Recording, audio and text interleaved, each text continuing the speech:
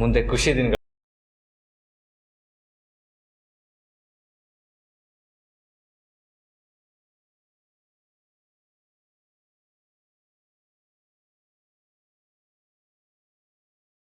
ಆಗಿರ್ಲಿಲ್ಲ. ಏನ್ ಯಜಮಾನ್ರೆ?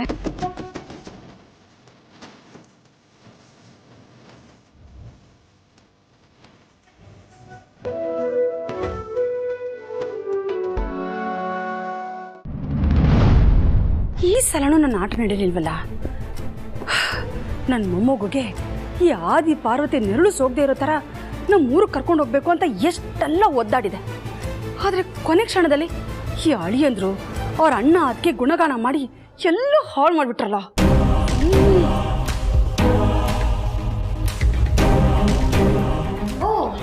ಏನ್ ಬೀಗ್ರು ಒಬ್ರೇ ನಿಂತ್ಕೊಂಡು ಇನ್ಯಾವ ಮನೆ ಹಾಳು ಮಾಡೋದಕ್ಕೆ ಯೋಚನೆ ಮಾಡ್ತಾ ಇದ್ದೀರಾ? ನೋಡು, ಉರಿಯೋ ಬೆಂಕಿಗೆ ತುಪ್ಪ ಸುರಿಬೇಡ. ಮರ್ಯಾದೆಯಿಂದ ಇಲ್ಲಿಂದ ಹೋಗ್ಬಿಡು. ಹಲೋ, ಹೋಗ್ಬೇಕಾಗಿರೋದು ನಾನಲ್ಲ, ನೀವೊಬ್ರೆ. ನಿಮ್ಗೇನೋ ಅರ್ಥ ಆಗ್ಲಿಲ್ವಾ? ಬಂದವಳಿಗೆ ಹೋಗೋದು ಗೊತ್ತು, ಆದ್ರೆ ಪಾಪ ನಿಮಗ್ ಮರ್ತೋಗಿದೆ ಅಂತ ಅನ್ಸುತ್ತೆ. ಮಗಳ ಮನೆಗ್ ಬಂದವರು 4 ದಿನ ಇದ್ದು ಊರಿಗೆ ವಾಪಸ್ ಹೋಗ್ಬಿಡ್ಬೇಕು ಅಂತ ನಾನ್ ಹೇಳಿದ್ರೆ ನೀವು ಕ್ಯಾರೇ ಅನ್ಲಿಲ್ಲ. ಆದ್ರೆ ನಿಮ್ಮ ಮಗಳ ಗಂಡ ಅಂದ್ರೆ ನಮ್ ಪ್ರೀತು ಇವತ್ ಹೇಳಿದ್ದು ನೆನ್ಪಿದೆ ತಾನೆ? ನೀವು ಬೇಕಿದ್ರೆ ಊರಿಗೆ ಹೋಗ್ಬೋದು, ಬಂದು ತುಂಬಾ ದಿನ ಆಯ್ತು ಅಂತ. ನಮ್ ಜನನಿ ಮಗು ಲಗೇಜ್ನ ಆಗ್ಲೇ ರೂಮಿಗೆ ತಂದು ನಾವ್ ಇಟ್ಟಿದ್ದಾಯ್ತು. ಈಗ ಕಾರಲ್ಲಿ ಉಳ್ದಿರೋದು ನಿಮ್ ಲಗೇಜ್ ಮಾತ್ರ.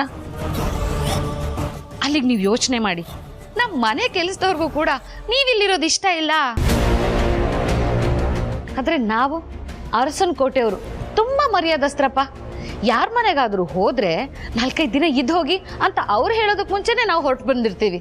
ಆದ್ರೆ ನೀವು, ಅಯ್ಯೋ, ಯಾರಾದ್ರೂ ಇಷ್ಟು ಬಂಡಿಗೆ ಇಡಬಾರ್ದಪ್ಪ. ರತ್ನವೇಣಿ ಅವರೇ, ನಿಮ್ಗಿಂತ ವಯಸ್ಸಲ್ಲಿ ನಾನು ಚಿಕ್ಕವಳು, ಆದ್ರೂ ಒಂದ್ ಮಾತು ಹೇಳ್ತೀನಿ, ದಯವಿಟ್ಟು ಅರ್ಥ ಮಾಡ್ಕೊಳ್ಳಿ.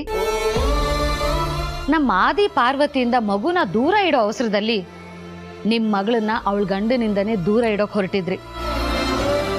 ಆದ್ರೆ ನಮ್ ಪ್ರೀತಿಯಿಂದ ಅದು ತಪ್ಪಿದೆ. ಎಲ್ಲ ಸಲನೂ ಸಂದರ್ಭ ನೀವ್ ಅನ್ಕೊಂಡಂಗೆ ಇರಲ್ಲ. ನಮ್ ಎದುರುಗಡೆ ಇರೋ ವ್ಯಕ್ತಿ ಬುದ್ಧಿ ಹೇಗಿರುತ್ತೋ ಏನೋ ಹೇಳಕ್ಕಾಗಲ್ಲ ಅಲ್ವಾ? ಅದಕ್ಕೆ ಮತ್ತಿನ್ಯಾವತ್ತೂ ಇಂಥ ತಪ್ಪನ್ನ ಮಾಡಕ್ ಹೋಗ್ಬೇಡಿ. ನಿಮಗೂ ಊರಲ್ಲಿ ನಿಮ್ದೇ ಆದಂತ ಒಂದ್ ಸಂಸಾರ ಇದೆ ಅಲ್ವಾ? ಇಲ್ಲಿದ್ದು ಅಕ್ಕನ್ ಮಗಳ ಬಾಳ್ನ ಹಾಳಗೆಡುವ ಬದಲು ಊರಿಗೆ ಹೋಗಿ ನಿಮ್ದೇ ಒಂದ್ ಸಂಸಾರ ಅಂತಿದೆ, ಅದನ್ನ ನೆಟ್ಟಗಿಟ್ಕೊಳ್ಳೋದು ಒಳ್ಳೇದು ಅಂತ ನನಗನ್ಸುತ್ತಪ್ಪ.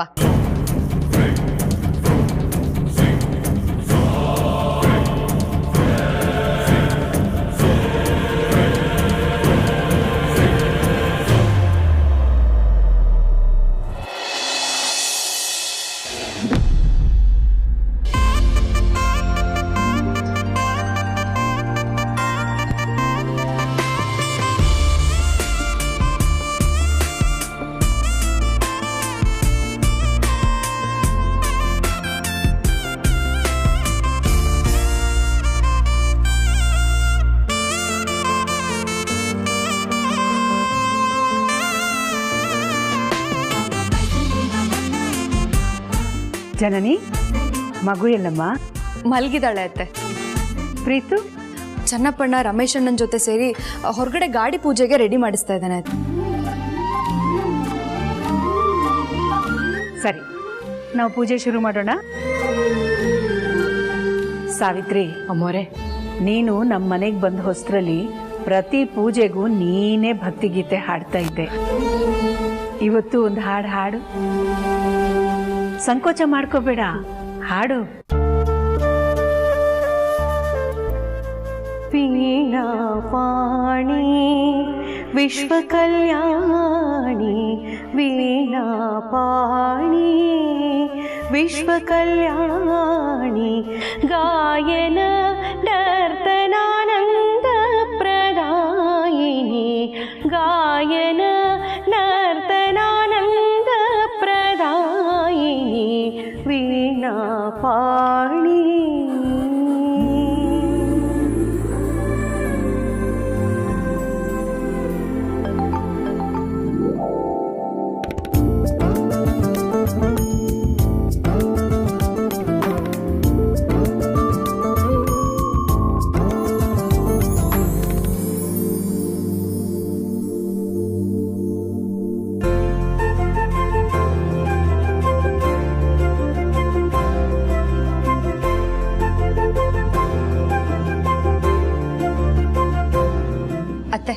ಚಿಕ್ಕಮ್ಮ ಊರಿಗೆ ಹೊರಡ್ತಾ ಇದ್ದಾರೆ. ಯಾವಾಗ? ಇವತ್ತೇ ಅದಕ್ಕೆ. ಇವತ್ತೇನಾ? ಯಾಕೆ ರತ್ನಬೇಣಿ, ಹಬ್ಬದ ದಿನ ಇವತ್ತೇ ಹೊರಡೋ ಅವಸರ ಏನು? ಹಬ್ಬ ಮುಗಿಸ್ಕೊಂಡು ಹೋಗಿ. ಇಲ್ಲ ಅದಕ್ಕೆ, ಊರಲ್ಲಿ ನಮ್ಮನೇಲೂ ಇದು ತುಂಬಾ ದೊಡ್ಡ ಹಬ್ಬ, ಅದಕ್ಕೆ ಇವತ್ತೇ ನಾನು ಹೊರಡ್ತೀನಿ. ಸಾಧ್ಯವಾದಾಗ ಮತ್ತೆ ನಾನು ಬರ್ತೀನಿ. ಹಬ್ಬದ ಊಟ ಮಾಡ್ಕೊಂಡೇ ಹೋಗ್ಬೇಕು. ಬೇಗ ಅಡುಗೆ ಮಾಡಕ್ಕೆ ಹೇಳ್ತೀನಿ. ಸರಿ ಅದಕ್ಕೆ. ಅಖಿಲ, ಮನೆಯಲ್ಲಿ ಗೊಂಬೆಗಳ ಪೂಜೆ ಮುಗೀತು. ಹೊರಗಡೆ ವಾಹನಗಳ ಪೂಜೆಗೋಸ್ಕರ ಎಲ್ಲ ಸಿದ್ಧತೆ ಆಗಿರುತ್ತೆ. ನೀನು ನಿನ್ನ ಸೊಸೆಂದ್ರ ಜೊತೆ ಹೋಗಿ ಪೂಜೆ ಮುಗಿಸಿದ್ರೆ ಈ ಹಬ್ಬಕ್ಕೆ ನಿಜವಾದ ಕಳೆ ಬರುತ್ತೆ. ನಾನು ನನ್ನ ಸೊಸೆ ಎಂದ್ರು ಅಂದರೆ ಜನನಿ ಜೊತೆಗೆ ಪಾರ್ವತಿನೂ ಇರಬೇಕಲ್ವಾ?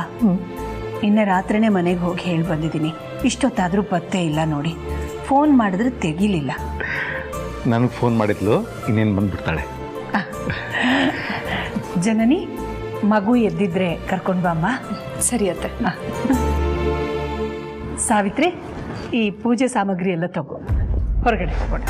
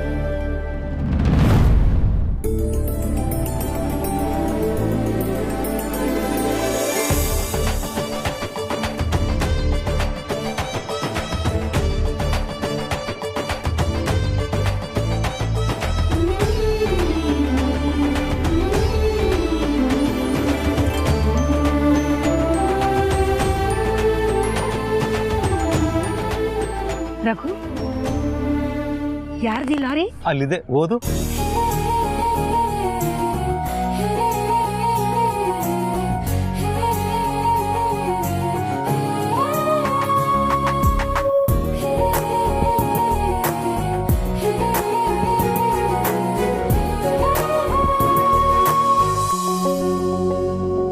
ಅಖಿಲಾಂಡೇಶ್ವರಿ ಟ್ರಾನ್ಸ್ಪೋರ್ಟ್.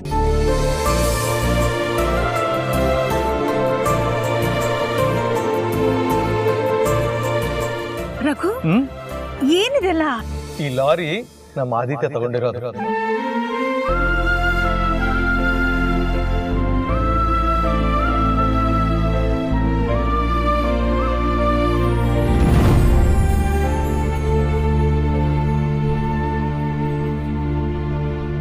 ಇವತ್ತಿನಿಂದ ನಿನ್ನ ಹೆಸರಲ್ಲಿ, ಅಂದ್ರೆ ಅಖಿಲಾಂಡೇಶ್ವರಿ ಟ್ರಾನ್ಸ್ಪೋರ್ಟ್ಸ್ ಅನ್ನೋ ಹೆಸರಲ್ಲಿ ಅವನ ಬಿಸ್ನೆಸ್ ಶುರು ಮಾಡ್ತಿದ್ದಾನೆ.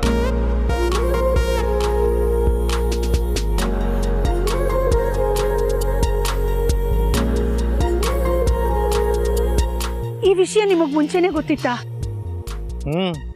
ಎಲ್ಲ ವಿಷಯ ನನ್ನ ಹತ್ರ ಹೇಳ್ಕೊಂಡ್ರು. ಆದ್ರೆ ನಿನ್ನ ಹೆಸರಿಡೋದು ಹೇಳಿದ್ರೆ ನೀನು ಒಪ್ಪಲ್ಲ ಅನ್ನೋ ಕಾರಣಕ್ಕೆ ಅದನ್ನ ಸೀಕ್ರೆಟ್ ಆಗಿ ಇಡೋಣ ಅಂತ ಹೇಳಿದ್ರು. ನನ್ನ ಹೆಸರಿಡೋ ವಿಷಯ ನನಗ್ ಮುಂಚೆನೆ ಹೇಳ್ಬೇಕಾಗಿತ್ತು ರಘು. ಆದಿ ಆಟೋ ಓಡಿಸೋ ಸ್ಟೇಜ್ ಇಂದ ಒಂದು ಲಾರಿ ತಗೊಂಡಿದ್ದಾನೆ ಅಂತಂದ್ರೆ ಅದು ಅವನ ಪರಿಶ್ರಮ. ಪಾರ್ವತಿ ಬೆಂಬಲ, ಇದು ಅವರಿಬ್ಬರ ಜರ್ನಿ. ಇದಕ್ಕೆ ಅವರಿಬ್ಬರ ಹೆಸರೇ ಇಡಬೇಕಾಗಿತ್ತು. ನನ್ನ ಹತ್ರ ಮೊದಲೇ ಹೇಳಿದ್ರೆ ನಾನು ಅವ್ರನ್ನ ಕನ್ವಿನ್ಸ್ ಮಾಡ್ತಿದ್ದೆ. ನಾನೇನು ಟ್ರೈ ಮಾಡಿಲ್ಲ ಅನ್ಕೊಂಡ್ಯಾ? ಅಮ್ಮನ ಹೆಸರೇ ಇಡೋದು ಅಂತ ಇಮೋಷನಲ್ ಬ್ಲ್ಯಾಕ್ ಮೇಲ್ ಮಾಡಿ ಕೈ ಮುಗಿದ್ಬಿಟ್ರು. ನಾನು ಇನ್ನೇನು ಹೇಳೋಕ್ಕಾಗಲಿಲ್ಲ, ಒಪ್ಕೊಂಬಿಟ್ಟೆ.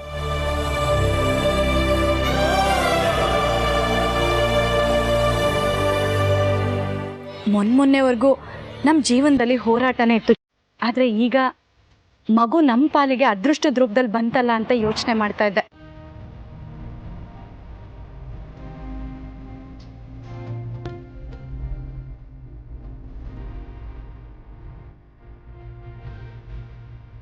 ಹೌದು ಚಿಕ್ಕಮ್ಮ, ನಮ್ಮ ಮಗು ಅಂದರೆ ಕೋಟೆ ಕುಡಿ ನಮ್ಮ ಜೀವನದಲ್ಲಿ ಬಂದಾಗಿಂದ ನಮ್ಮ ಅದೃಷ್ಟನೇ ಬದಲಾಗಿದೆ.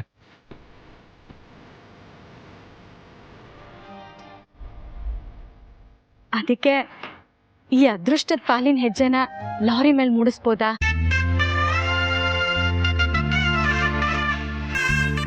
ಅದನ್ನ ಕೇಳ್ಬೇಕಾ ಅಕ್ಕ?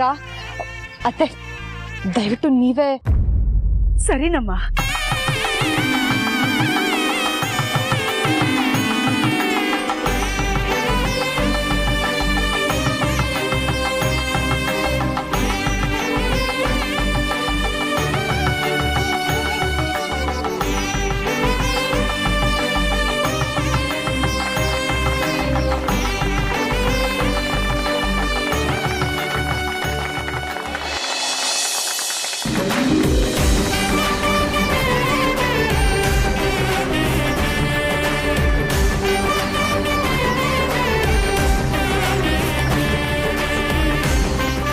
ಅತ್ತೆಮ್ಮ ನೀವೇ ಪೂಜೆ ಮಾಡಿ.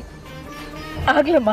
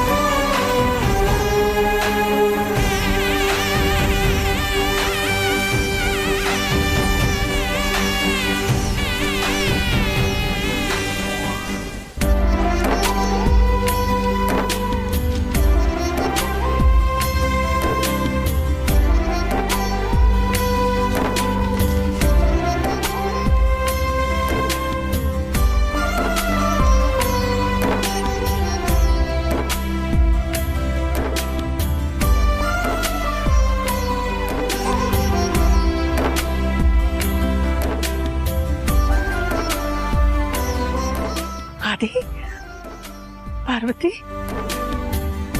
ಒಂದು ಆಟೋದಿಂದ ಶುರುವಾದ ನಿಮ್ಮ ಜೀವನದಲ್ಲಿ ಒಂದು ಲಾರಿ ತಗೊಳ್ಳೋ ಅಷ್ಟು ದೊಡ್ಡ ಮಟ್ಟಕ್ಕೆ ನೀವು ಬೆಳೆದಿದ್ದೀರಾ. ಇದರಲ್ಲಿ ನಿಮಗೆ ದೊಡ್ಡ ಯಶಸ್ಸು ಸಿಗ್ಲಿ. ಒಂದಲ್ಲ ಎರಡಲ್ಲ 10 100 ಲಾರಿಗಳನ್ನ ತಗೊಳ್ಳೋ ತಾಕತ್ತು ನಿಮಗ್ ಬರ್ಲಿ. ನಿಮ್ ಜೀವನದಲ್ಲಿ ಚೆನ್ನಾಗಿರಿ. ಹಾಗೆ ಈ ನಿಮ್ಮ ಯಶಸ್ಸಿನಿಂದ 100 1,000 ಜನರ ಬದುಕನ್ನ ಕಟ್ಟಿಕೊಡಿ. ಒಳ್ಳೇದಾಗ್ಲಿ ಮಕ್ಕಳೇ. ಅಮ್ಮ ಆಶೀರ್ವಾದ ಮಾಡಿ.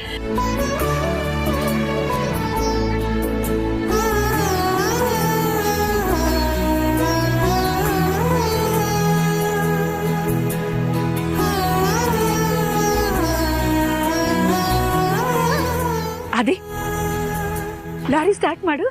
ಸರಿ ಅಮ್ಮ.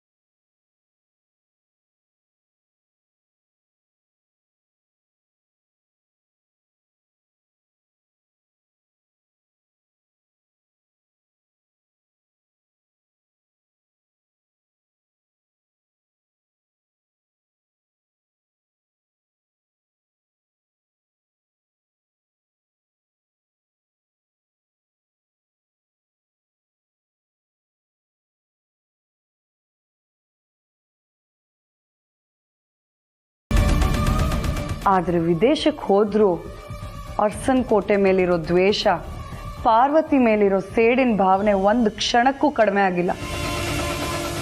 ಅರ್ಸನ್ ಕೋಟೆ ನಗುನ ನಿರ್ನಾಮ ಮಾಡೋವರೆಗೂ ನನಗೆ ನೆಮ್ಮದಿ ಇರಲ್ಲ. ನಾನು ವಿದೇಶಕ್ಕೆ ಹೋಗಿ ಕೂತ್ಕೊಂಡ್ರೆ ಈ ಕೆಲಸ ಯಾರು ಮಾಡ್ತಾರಲ್ವಾ?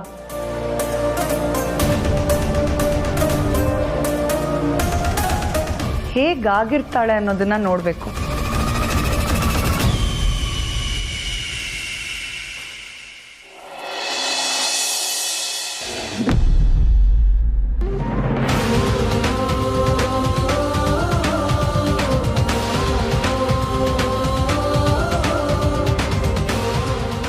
ಅಲ್ಲಲ್ಲೇ ನನ್ನ ಪುಟ್ಟಮ್ಮ ಎಷ್ಟು ಚಂದ ಆಟಾಡ್ತಿದ್ದು. ನೀವೆಲ್ಲ ಆಟಾಡ್ತಿದ್ದೀರಲ್ಲ, ನಾನು ಸಹ ಸವಾರಿ ಮಾಡಿಸ್ಲಾ?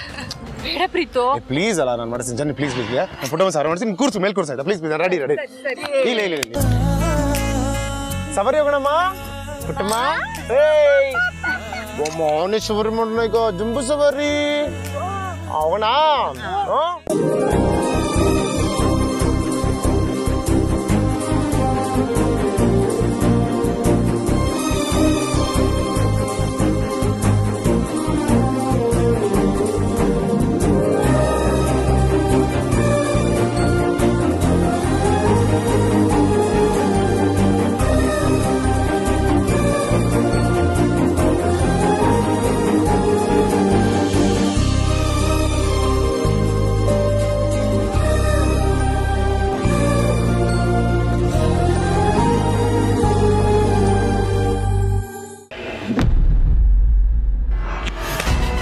ಇಡೀ ಅರ್ಸನ್ ಕೋಟೆ ಖುಷಿಲ್ ಮುಳುಗೋಗ್ಬಿಟ್ಟಿದೆ.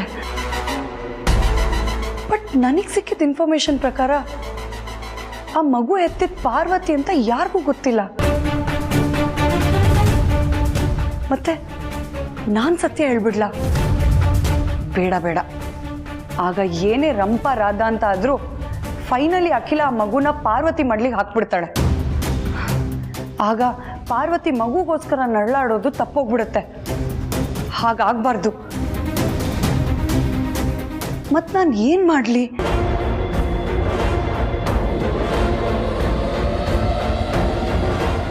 ಎಸ್, ಅವ್ರ ಎಲ್ರ ಖುಷಿಗೆ ಕಾರಣ ಆ ಮಗುನೇ. ಆ ಮಗು ಕಥೆನೇ ಮುಗಿಸ್ಬಿಟ್ರೆ ಹೇಗಿದ್ರು ಜನನಿ ಮಗುನ ಹೊಟ್ಟೆಲ್ಲೇ ಮುಗಿಸಿದ್ದಾಯ್ತು. ಈಗ ಪಾರ್ವತಿ ಮಗುನ ಅವ್ರ ಎಲ್ರಿಂದನೂ ಶಾಶ್ವತವಾಗಿ ದೂರ ಮಾಡಿಬಿಟ್ರೆ ಅರ್ಸನ್ ಕೋಟೆ ನಗುನೇ ಮಾಯ ಆಗೋಗ್ಬಿಡುತ್ತೆ. ಎಸ್,